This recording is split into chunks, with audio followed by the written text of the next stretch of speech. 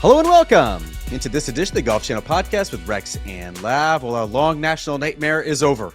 Cameron Young is now finally a winner on the PGA Tour. He didn't just win, Rex, the Wyndham Championship.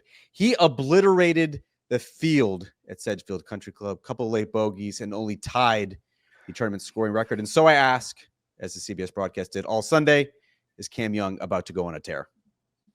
There was so much emotion on this Sunday. You look at Ian Baker Finch. We're going to talk about him in his last telecast with CBS Sports. We're going to talk about all the guys who were battling, trying to get inside the top 70. Some made it, some didn't. There was a lot of emotion there. Not much emotion at all when it comes to Cameron Young. But that's who he is. I'm not even being critical on that front. When you watched how he performed coming down the stretch, that's the player he's always been. It was curious. There was a part of me, maybe the cynical side of me, that wanted to see a 1 or 2 stroke lead coming down the stretch with 2 or 3 holes to play, because I wanted to see, okay, what's been separating him after 7 runner-up finishes in his career and being close so many times. I wanted to see him coming down the stretch and maybe have to feel the nerves a little bit, maybe have to feel the stress that comes with winning on the first time on the PGA Tour with an 8 or 9 shot lead. That's not going to happen. It turned into very much a victory lap, and man, all credit to him. He putted well. He's been putting well for a long time now. It seems to me he kind of figured out his tee to green game. He was 4th in the field and strokes gained tee to green. That's the area where he'd really been hurting, been ranked well outside the top 100 so far this season. But it was his lack of emotions, I think, that impressed me the most. Winning on the first time on the PGA Tour is not easy. We talk about it all the time, and yet he looked as calm as you could possibly be for a guy who had never been in this position before, at least not in that sort of commanding position before. I did enjoy the conversations, and there was probably a lot more room to talk during the CBS final round telecast just because he was running away with it. But I did enjoy the conversations about, does this open up the floodgates? And I understand the immediate jump is going to be to David Duval, what he did in the early 2000s when he finally broke through and won for the first time and went on that tear. Now, there's the other side of David Duval, which is another conversation that we've had as well recently, more as it applies to Scotty Scheffler and sort of getting to the top of the mountain and realizing that, maybe this isn't all it's cracked up to be. I certainly think Cameron Young has all the tools to go on that type of tear. I think we've known that since he joined the PGA Tour. You look at his amateur record, you look at what he does well. He kind of looked like a golfing robot from the very beginning.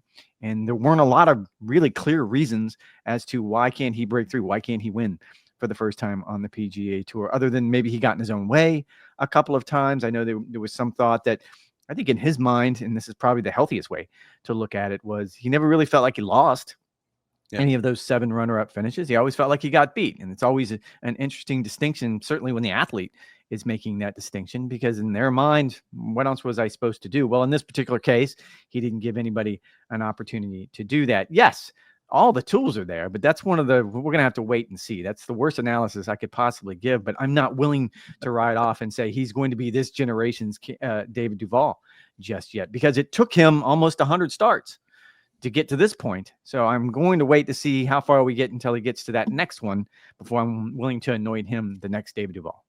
Oh, Rex. You're never going to make it as a hot take artist if you don't tell me right now that Cam Young is all of a sudden going to win 10 major championships. I will say that this did feel like validation. Anyone who watched Cam Young in the summer of 2022 and saw him at the major championships, at the PGA Championship, at the Open Championship, where he took Cam Smith all the way to the end at the Old Course. Anyone who has backed Cam Young, if you're a part of Gambling Golf Twitter, who has been backing this guy seemingly endlessly over the past 3 years, I do think that this felt like validation, because this is what we've been waiting for.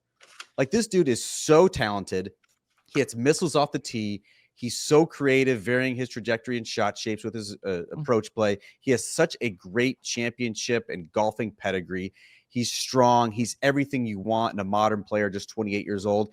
And now, as you mentioned, he has become a strong putter on the PGA Tour, turning what had been sort of his chief weakness really into his strength. He was already 10th on the PGA Tour heading into the Wyndham Championship. Can't wait to see where he vaults, because this wasn't, Rex, just Cam Young's best putting week of his career. It was Cam Young's best putting week of his career by a mile. More than 10 shots gained on the field, on the greens.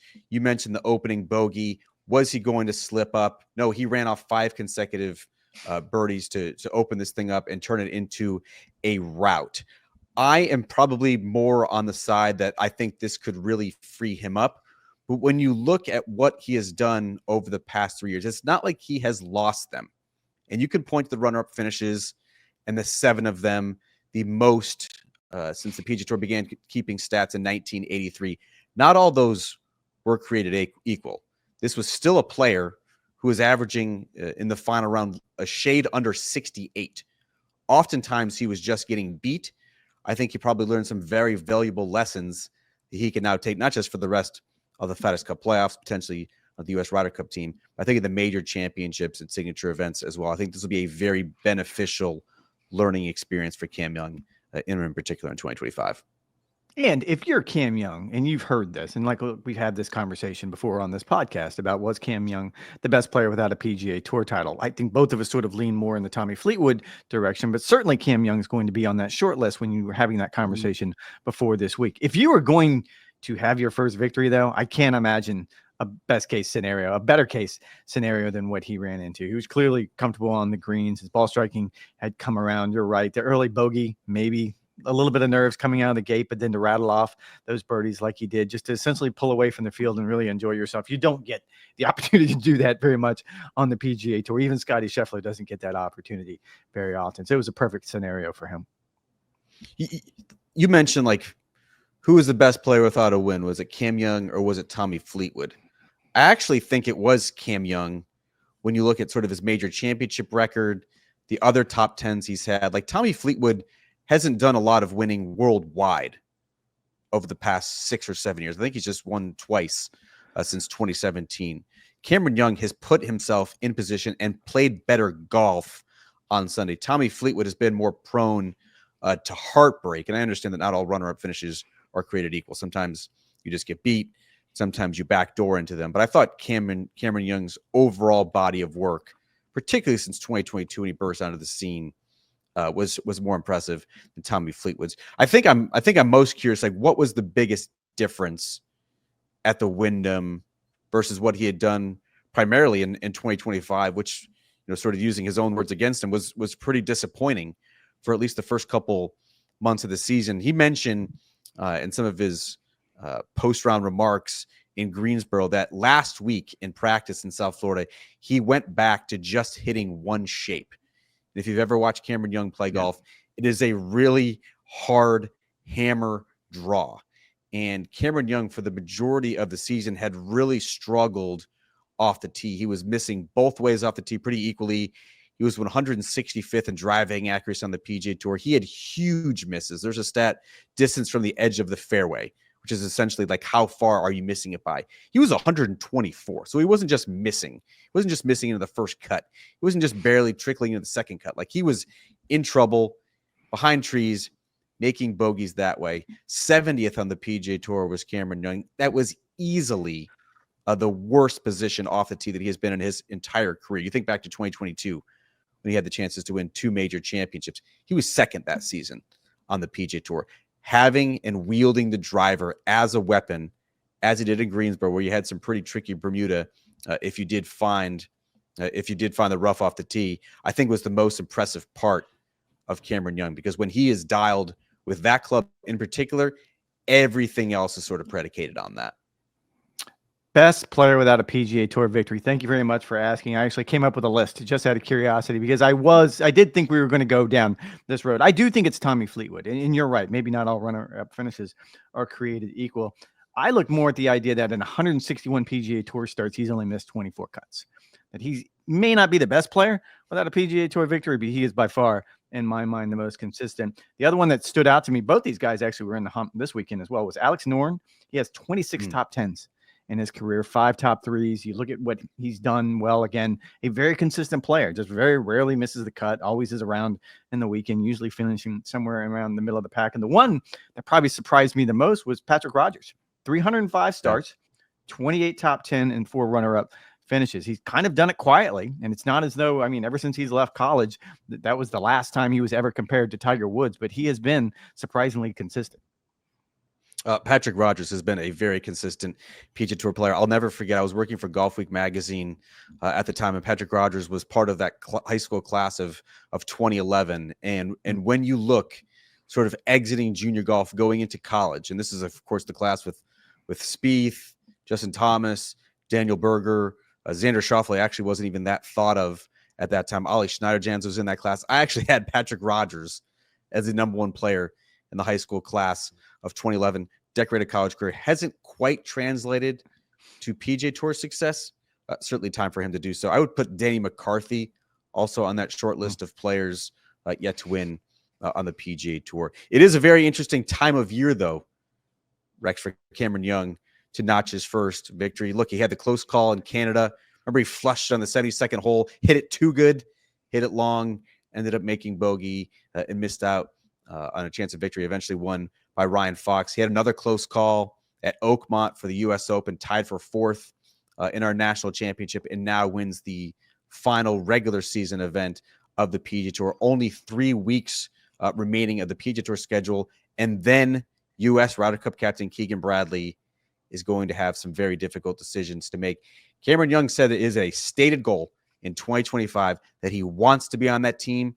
Do you think at this point he has done enough, or do you think it's really going to come down to his postseason performance? We're going to have Todd Lewis later on the show, a Boots on the Ground segment. I'm looking forward to hear what he has to say about that, having been there, knowing sort of the dynamics. No, I don't think he has done everything he needs to do up to this point. Very impressive victory, and you can lay out a very compelling case.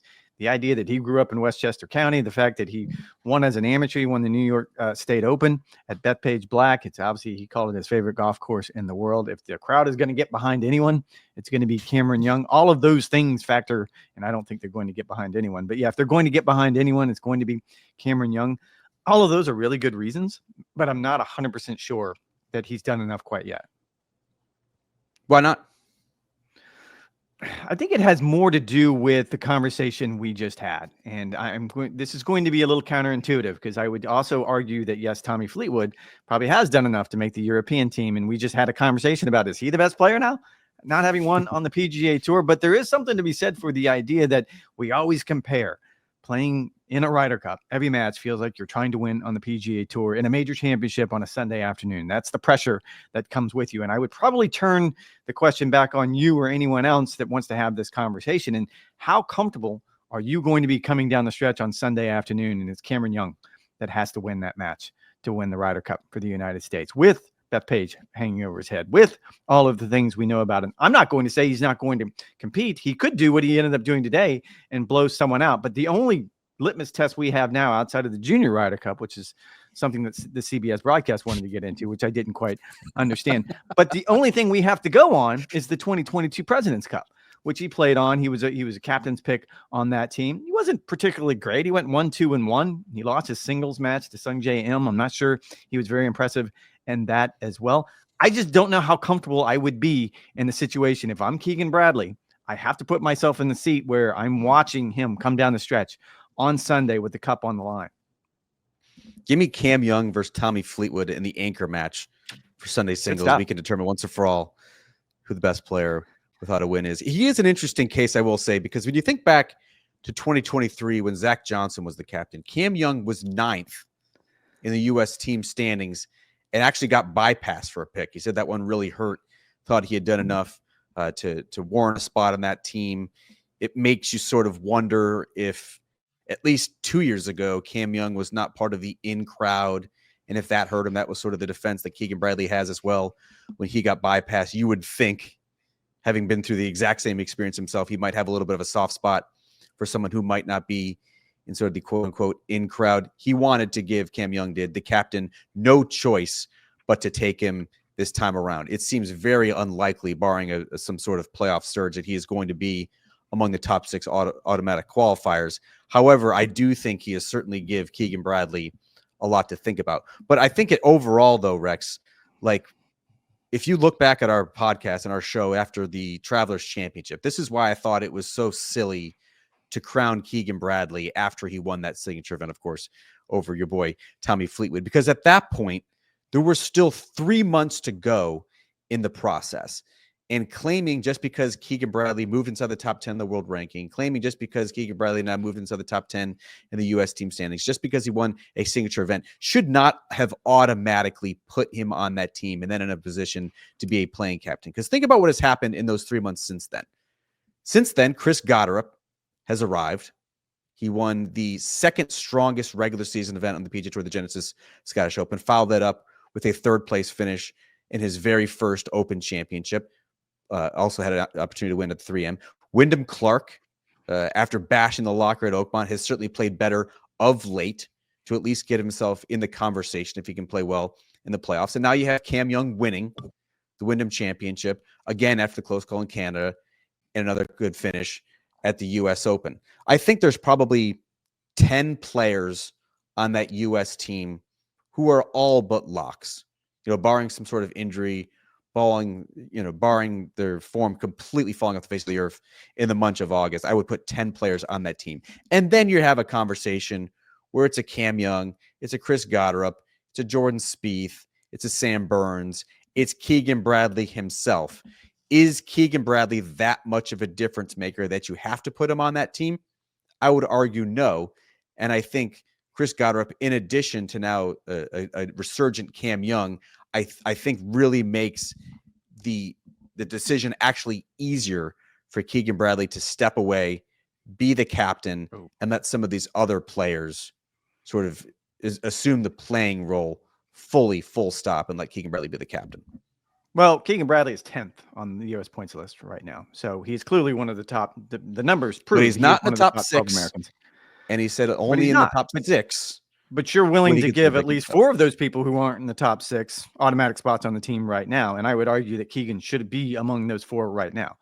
We can probably make a different argument in 2 weeks from now, but right now he's 10th. And I've also made this argument, and I truly believe it, that it's really not going to come down to Keegan, at least not when he sits down in the team room with the players who do. Those 6 automatic qualifiers are going to be led by Scotty Scheffler. He's already locked up a spot. I truly believe they're going to walk in and tell him he's one of the top 12 Americans, that they need him on that team. What if he wants to be a playing captain or just a playing?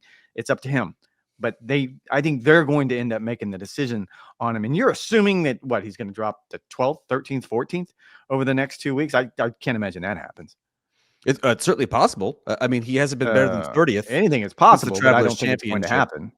With Keegan Bradley, I mean, he's not followed up his success at the Travelers. I think he has to play well. Who are you knocking out, I guess, would be my question. All right, so if Keegan is 10th right now, are you moving? Well, I've got the top 9 secure, and I have Patrick Cantlay on that US Ryder Cup team, which would then Why would you jump all the way to 14th, what Patrick Cantlay has done versus 10th, which based on what Keegan Bradley has done? Like, that makes no sense to me.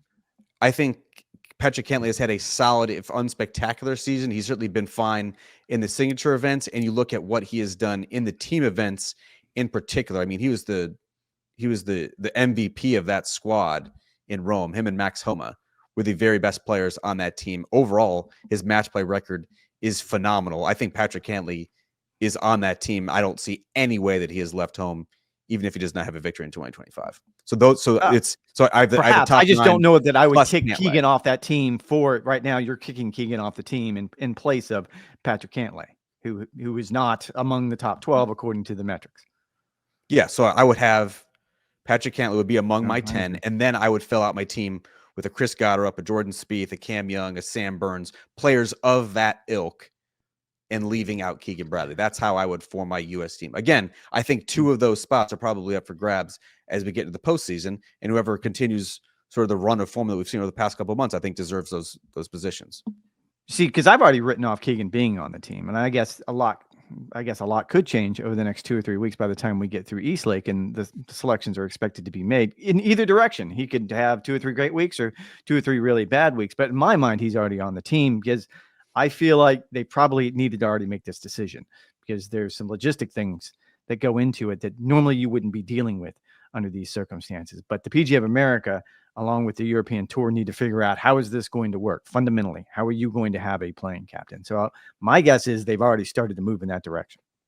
I certainly hope not. That's why you have the automatic qualifying positions, which are solidified after the BM. I certainly understand what you're saying in terms of logistics, making sure everything's squared away, the captain's agreement, so on and so forth, having various contingency plans. I totally get it.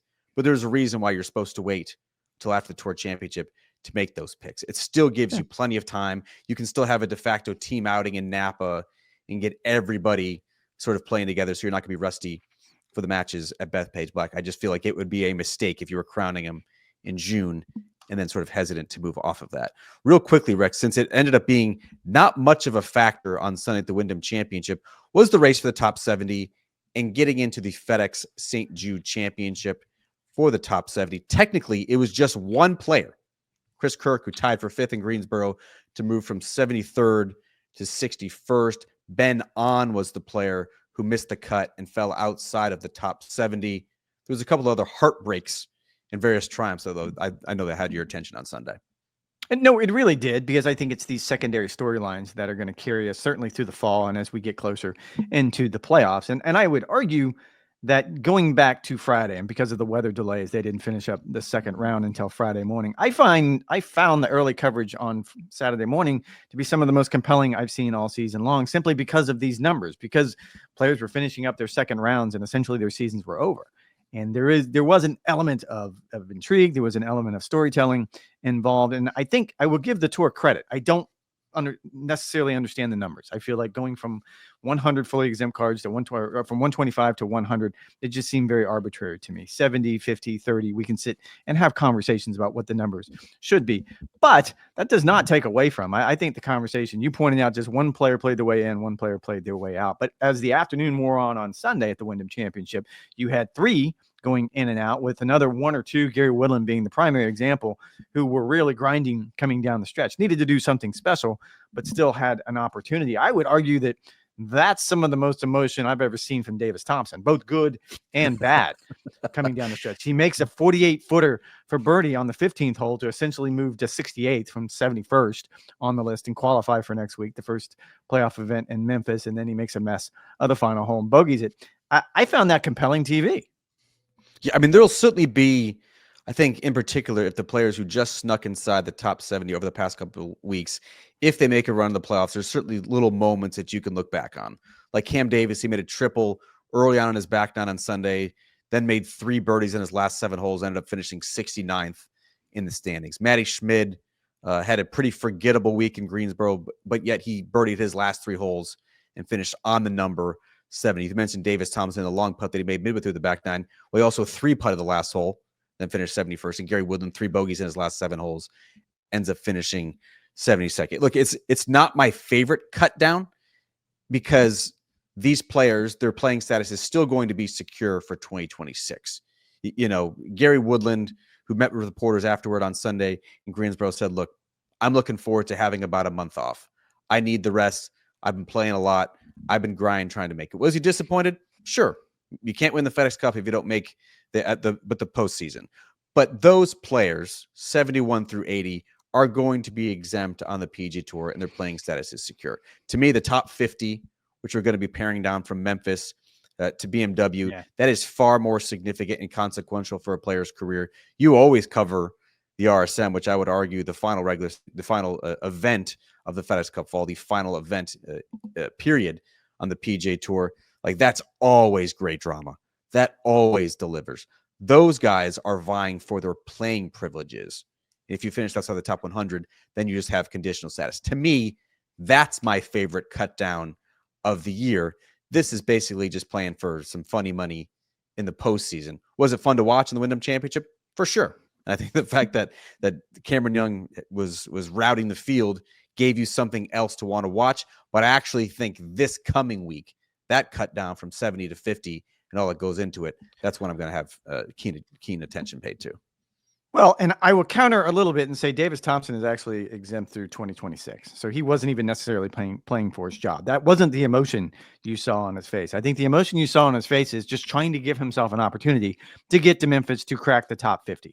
And we all know that's the magic number now. If you're going to fixate on any number, and even more so than the top 100, because 101 to 125 still are going to get X number of starts next year. There are still these sort of escape hatches that players have that they can still get some sort of status going into next season. But the real number is top 50, because we all know getting into the signature events, having the opportunity to play the major championships, that sets your schedule up so much. And I'll also point out, I thought Patrick Rogers, who finished up pretty early on Sunday, but I was watching his round in the early coverage, was really compelling because I went back to June just to look. He was well inside that top 50, that magic number really towards the end of June. Terrible. And then he missed, he missed 6 consecutive cuts, really fell off the map, really couldn't find anything. So I thought that was a compelling storyline as well.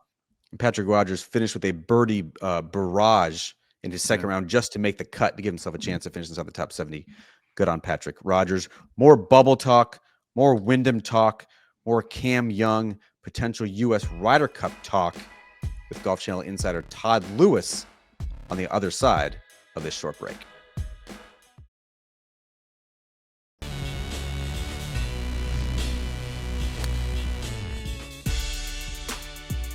And for this Boots on the Ground segment, we're pleased to be joined by Golf Channel insider Todd Lewis, who is on site at the Wyndham Championship. T-Lou, it's a home game for you. You just got done interviewing tournament champion Cameron Young. What did you ask him and why? Well, first off, he was he didn't show a lot of emotion. I thought he'd be very jubilant, victor. You thought that, did you? Yeah, I did. But that's fine. He's a stoic guy. I felt like he had his emotions in control. I did ask him about that opening bogey, and then he runs off 5 consecutive birdies. That bogey made him mad early in his round. But yeah, I think the bigger question was, did he have doubt going through those close calls of 7 runner-up finishes that, maybe it's just not meant to be? And he said, no, I'm paraphrasing, but he felt like this was inevitable. He felt like he's just been beaten on the PGA Tour. He didn't lose a tournament. And I can tell you this week, guys, after every round, whether it was the 63 on Thursday, the 62 Friday, the 65 Saturday, or what he shot today, he seemed composed, comfortable, confident. I mean, he feels as if he has grown mentally and mechanically, and it really showed this week here at the Wyndham Championship. And to be fair, I think you look back at those 7 runner-up finishes, you can probably make an argument for what he said, where he got beat. He didn't lose each one of those. However, I would be curious from your perspective, what do you think had been holding him back? Maybe he was just on the wrong side of history for most of these, but was there something else? Was there a part of his game that maybe he found not just this week, but recently? I do think it is mental and emotional growth. I think that it's interesting this week. You hear guys talk about on the PGA Tour that, hey, I want to live in the moment. I want to go through the process. I don't want to look too far ahead. He's actually doing the opposite of that. I mean, he is right now focused on getting to East Lake and being on the United States Ryder Cup team. And the other things that happen on that journey, the collateral beauty, like winning the Wyndham Championship, well, that's just part of the process. But he is looking way ahead. And I find that to be interesting because he's saying, if I get a bad break here, just don't worry about it. Let's continue to focus on, again, getting to the Tour Championship and trying to be on that US Ryder Cup team. And it's worked for him. I really have seen a lot of growth from him, from this year compared to the previous years for sure. And he really handled the moment well today.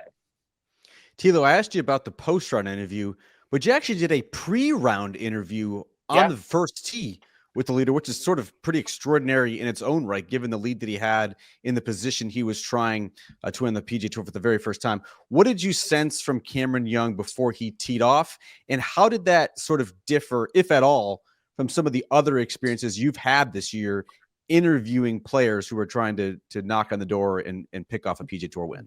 Well, even though he's come close 7 times a runner-up on the PGA Tour, he's never had a 54-hole lead. So he slept on the lead and woke up with the lead this morning for the very first time.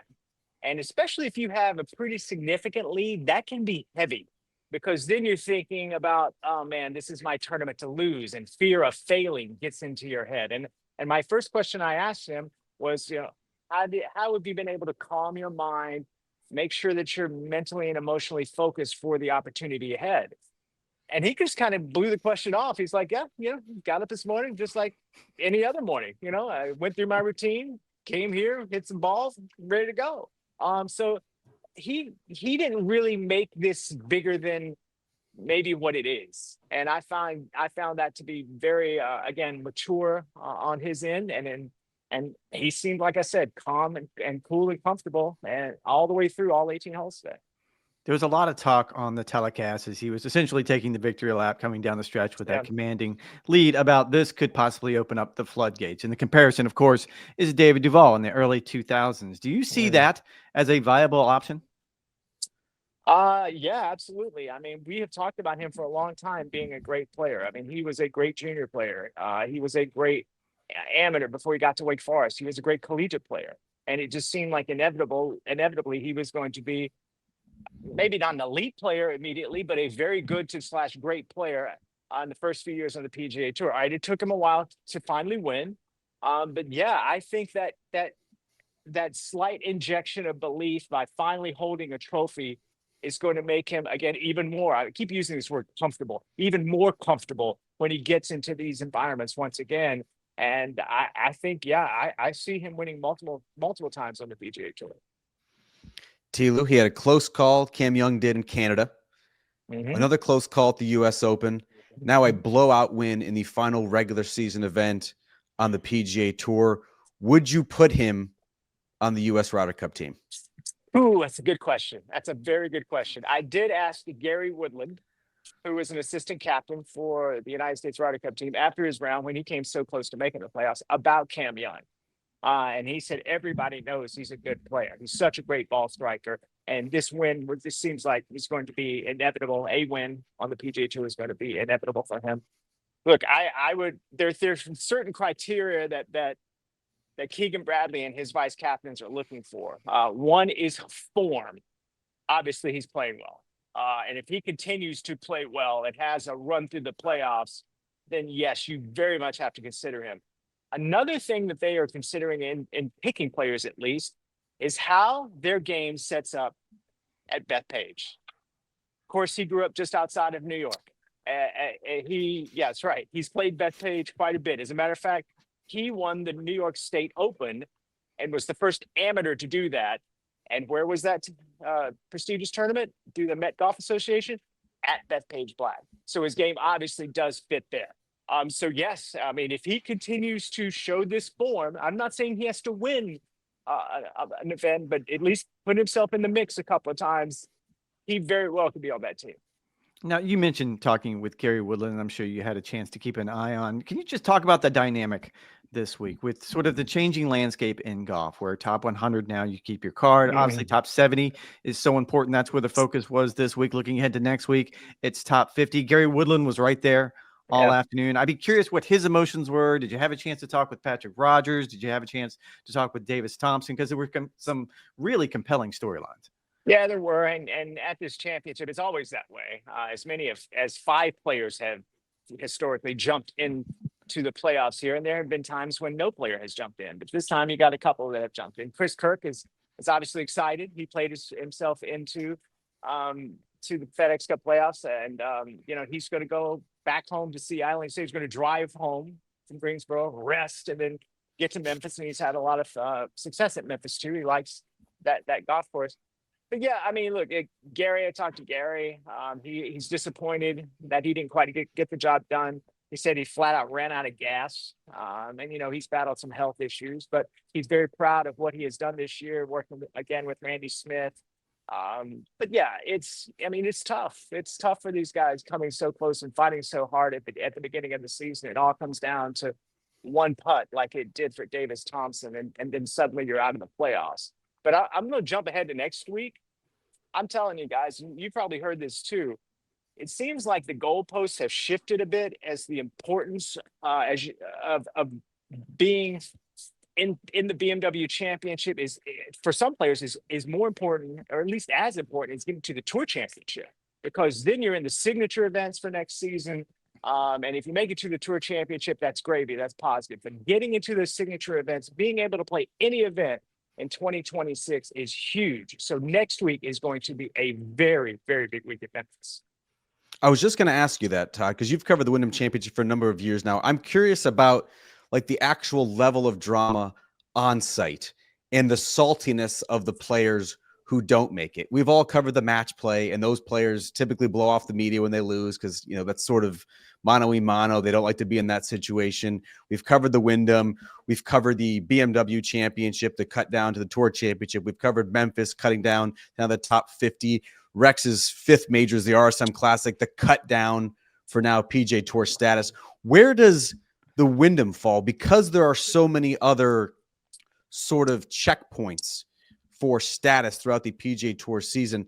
Is the regular season and just getting into the big money playoffs almost reduced in importance, or it's not as dramatic as maybe even some of these other cutoff points? No, and I'll go back to what I said. I think this, obviously you want to get into the top 50 because that's a very significant number, and making it to the BMW Championship. And obviously you can't get to the BMW Championship if you don't make it to Memphis. And to get there, you got to go through Greensboro. So it's interesting. Mark Brazel, who's the tournament director, longtime tournament director for this tournament here, the Wyndham Championship, when the schedule came out and his tournament was right before the FedEx Cup Playoffs, initially he wasn't very happy with that. But you've seen the progression of this tournament and the importance of this tournament, this championship, and getting players into the playoffs and all the drama surrounding it. I mean, it's really, really a great tournament, and Brazel is very happy with where he is. I mean, look at the players that showed up this week. I mean, he had 22 of the top 50 were scheduled to play. Wyndham Clark pulled out. It's the best field that they've had here at the Wyndham Championship since the FedEx Cup era. So yeah, this is a very important tournament. Players are actually putting everything on the line. The worst day of my year at the Golf Channel is Tuesday of the Wyndham Championship, because I got to ask those guys 60 through 80, what's it like knowing that you may not be in the playoffs? Your thoughts, So that's and before I ask them anything about it, I tell the players, like, I'm so sorry, but I've got to ask you. But they're obviously very they're great sports about it. They're wonderful professionals. But yeah, there's a lot of drama here, no doubt. Now, and I think we've talked about this, the idea that Brazel has turned the Windom essentially into the default 4th playoff of it. Yeah. You're right. I think it's become such an interesting part on the schedule, because you're right. In your mind, you would think it would be easy for players to skip, and that really hasn't been the case at all. I think it's actually only improving as the year goes by. It's also a big week for you. This is a home game, as Lav said. Do you love the home game, or are you laving it?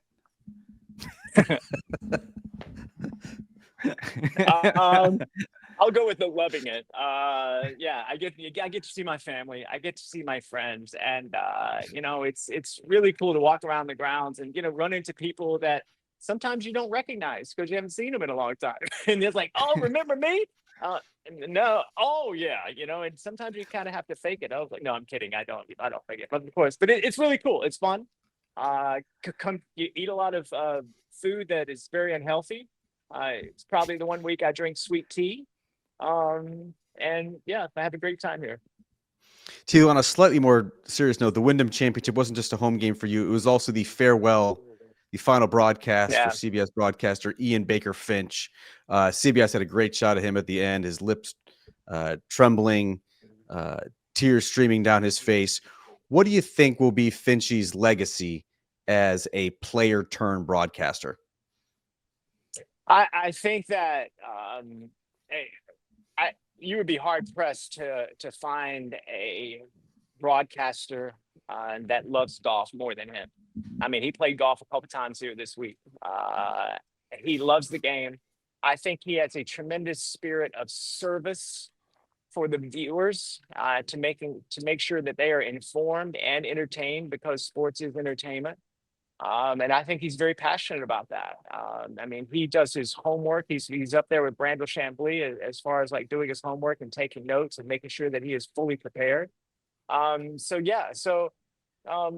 Whenever Ian Baker Finch talked, you knew that you were going to get some quality information about a player, about a golf course, about a golf tournament, for sure. Now, you had the opportunity to sit down this week and talk with Ian Baker Finch. You're watching him on Sunday, and Lav's right. The emotions were clear. It was tough for him to do it, and it was really cool to watch how everybody in the booth just gave him his moment. But in that interview, when you sat down with him, what were some of his reflections, and how would you characterize his emotions? Well, he was sitting down with me, and I don't work with him as intimately as the CBS guys do, and he was tearing up with me, and so I knew this was going to be an emotional day. I think, going back to the legacy question you asked me, Ryan, I kind of asked it in a different way about, what do you hope that the viewer took from you? And I think that was that I think he realized, at least through that question and that answer, about how special it was to give to the viewer, and the beautiful responsibility that you have as a former player, as a major champion, to make sure that the viewer loves the game as much as you do. And I think that that's exactly, his spirit. And we did get a little bit into, when he started, how he started, and if he was nervous, and he said, no, it's pretty natural, and all of us have been on TV, it's not that easy. It's not that natural. Yeah, it's a learned quality. Sometimes it was for me. I know you two are just beautiful natural people Sure. on camera.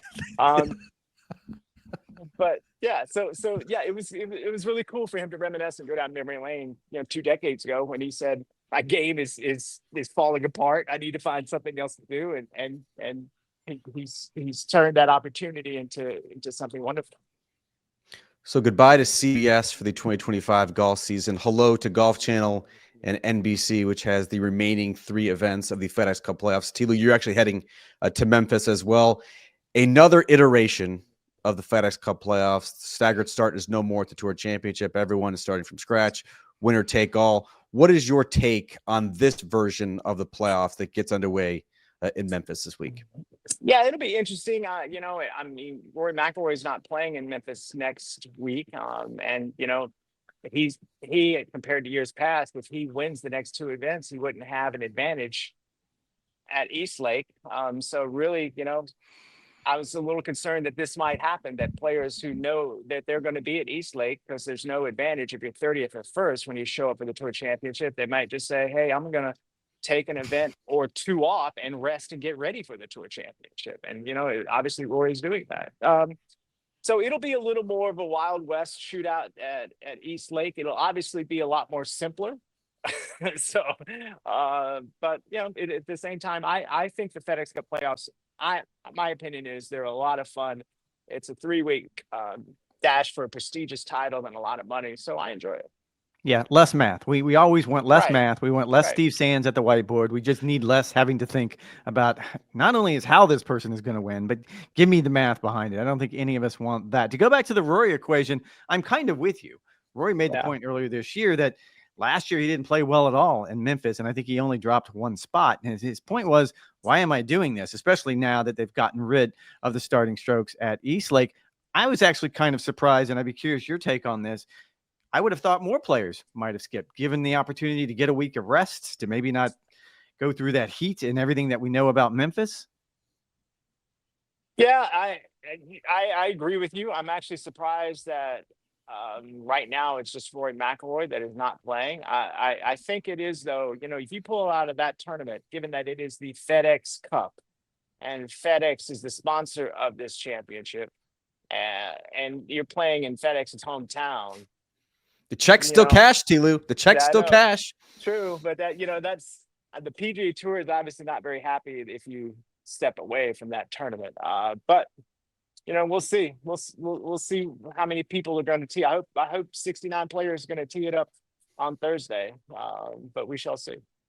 One final question for you before we get out of here on this boots on the ground segment, Tilo. What's like your biggest storyline heading into the playoffs? It seems, I think, even if Rory McIlroy sweeps his 2 starts in the playoffs, Scottie Scheffler is still going to be the PGA Tour Player of the Year in 2025. But what sort of storyline are you monitoring as the postseason gets underway? Well, I do think it is Scottie Scheffler. I think, can he back up that incredible major championship run that he had this year, winning 2 majors, and of course what he did at Fort Rush?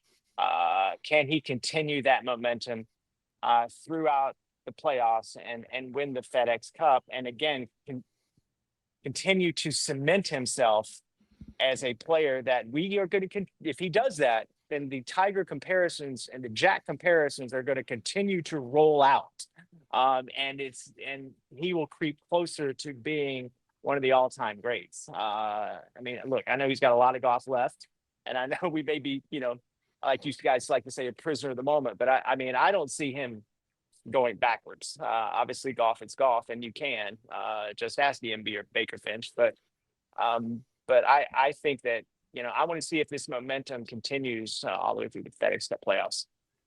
Well, you can see Scotty, You can see Todd Lewis all week in Memphis. T-Lou, we appreciate you joining us. I know you need to get back to your autograph signing on Sunday night in Greensboro, but we certainly appreciate you taking the time with us.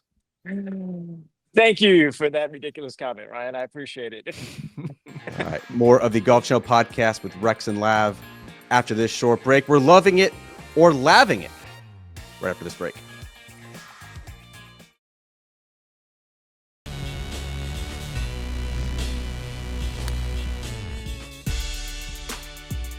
Okay, Rex, it's time for the world-famous Love It or Lav It segment. You know the drill. Either love something or you lav it. You hate on it. Let's start with Rory McIlroy, the world number 2, who is skipping the first playoff event, the FedEx St. Jude Championship. Are you loving or laving Rory missing out on playoff stop number 1? I mean, I don't love it. You always want to see more Rory McIlroy playing golf. You want to see the world's top players. Question. So it's a very tricky question. I guess I would have to lav it with a caveat because you certainly understand it.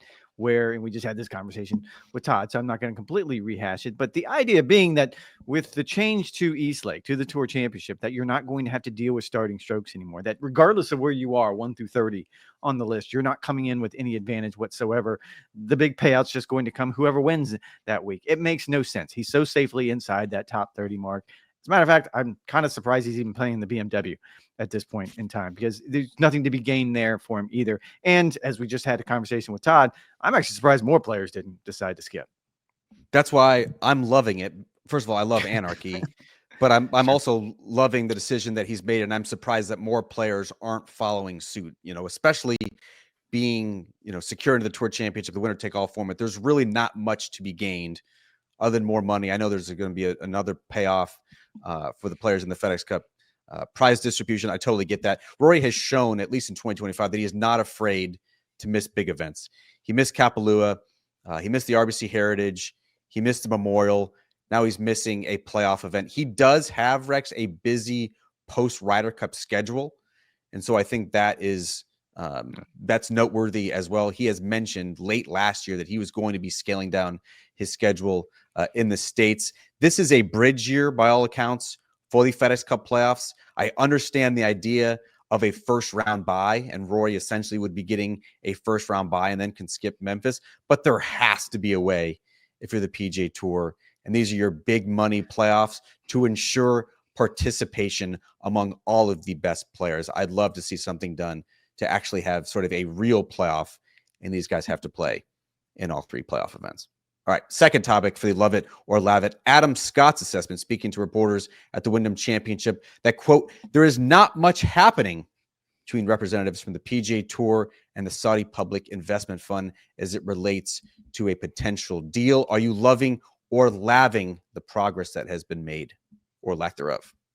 I think every fan should lav it because I think that the split, the divide in the game isn't good for anyone except for a handful of pros who are getting paid very, very well because they decided to take a lot of money. Certainly understand it. However, I'm not exactly sure why this is even a headline. I had this conversation with Adam Scott at the Scottish Open that as best anyone can tell, there have been no meetings between the PGA Tour and the Public Investment Fund of Saudi Arabia since the second White House meeting. So clearly that meeting, we know now, did not go well. Clearly there were some things that came up in that meeting that both sides seem entrenched on, and they're not going to negotiate. And I don't think at the rate we're going now, either side gets to a point where they're willing to come back to the table and negotiate. I've said this on numerous occasions that I don't know much about business, but I know that in a negotiation, 2 sides can have the upper hand. And it really feels like every time you hear comments from both camps that both sides feel like they have the upper hand, that they have all the leverage they need and that they don't need to negotiate. I don't believe that's true. I think both sides suffer from the divide in golf. The PGA, the fans themselves told the PGA Tour in the Fan Forward Initiative that one of the most important things facing the game is they want to see the best players playing together more often. Right now, it's just the 4 majors, and we'll see a handful of them at the Ryder Cup, but I don't think that's compelling for anyone. So I lav that. Yeah, I'm laughing it as well. Remember that Tiger Woods visit to the booth at the Genesis Invitational was played at Torrey Pines, and he spoke so optimistically, and all the best players would be back. And Jim Nance sort of pressed him on. He's like, "Yeah, that's going to happen this summer." I think that clip is going to be living in infamy. It's pretty clear at this point that both the PGA Tour and Live Golf are going down parallel tracks.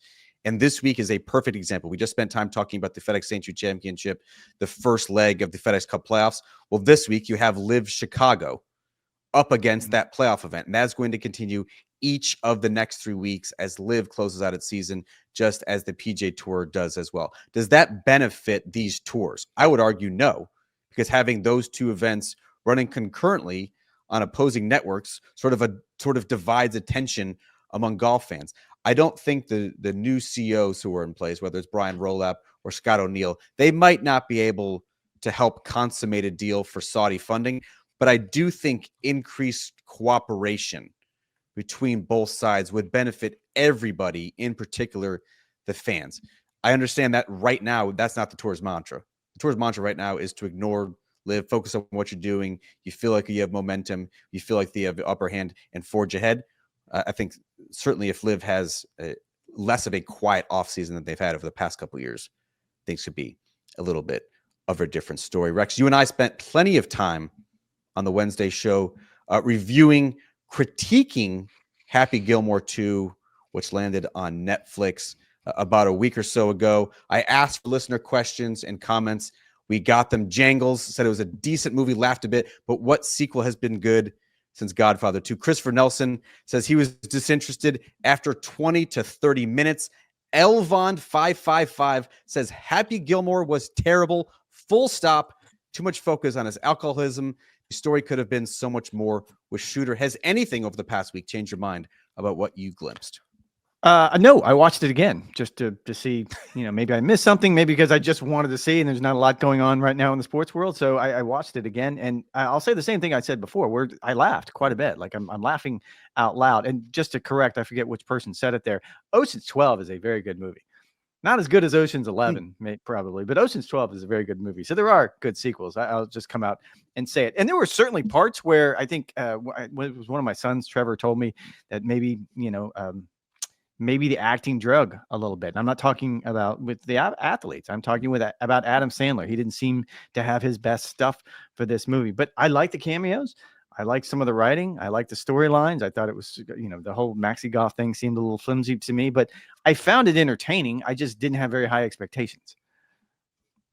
I didn't watch it again.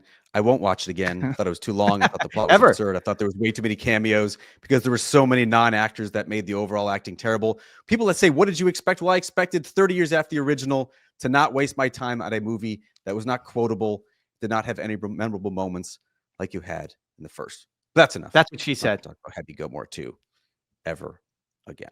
All right, that's going to do it for this edition of Golf Channel Podcast with Rex and Lav. Rex and I will be back on Wednesday for a full preview edition of the FedEx St. Jude Championship. In the meantime, you guys know the drill. NBCSports.com/golf, aka golfchannel.com. We'll talk to you guys in a couple of days.